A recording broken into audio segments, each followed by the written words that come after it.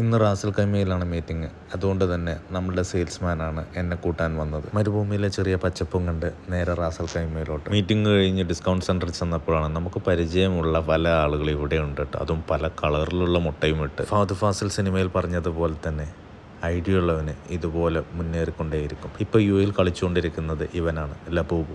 എന്താണ് ഇതിൻ്റെ പ്രത്യേകത എന്ന് ചോദിച്ചു കഴിഞ്ഞാൽ ആർക്കും ഒന്നും അറിയില്ല. പക്ഷേ ഈ സീസണിൽ ഇവൻ കാശ് അത്യാവശ്യം നല്ലോണം ഉണ്ടാക്കി. അങ്ങനെ നമ്മളുടെ ഹയാസ് കുട്ടനെ എടുത്ത് നേരെ ഭക്ഷണം കഴിക്കാൻ പോയി. മക്ക റെസ്റ്റോറൻറ്റ് ഏകദേശം 50 വർഷത്തിൽ പഴക്കമുണ്ടെന്നാണ് കേട്ടത്. റാസൽ ഖൈമ ഭാഗത്തുള്ളവർക്ക് ചിലപ്പോൾ സുപരിതമായിരിക്കും. ഇവിടുത്തെ പ്രത്യേകത എന്ന് പറയുന്നത് ഈ പരിപ്പ് തന്നെയാണ്. ശരിക്കും ഒരു ചക്കക്കൂട്ടം കഴിക്കുന്ന ടേസ്റ്റ്. ഈ ഒരു റെസ്റ്റോറൻറ്റിൻ്റെ മറ്റൊരു പ്രത്യേകത, ഇതൊരു മലബാറി പാകിസ്ഥാനി കൂട്ടുകെട്ടിലുള്ള റെസ്റ്റോറൻറ്റ്. പരിപ്പ് കറിക്ക് കൂടെ ഇവരുടെ ചിക്കൻ കടായി കഴിച്ചു. ചിക്കൻ കടായി എനിക്ക് അത്ര ഇഷ്ടപ്പെട്ടില്ല. പക്ഷേ ഈ ഒരു ചെമ്മീൻ കറി എൻ്റെ പൊന്നെ മസ്റ്റ് ട്രൈ ആണ്. ഇതൊരിക്കലും ഒരു പ്രൊമോഷൻ വീഡിയോ അല്ല.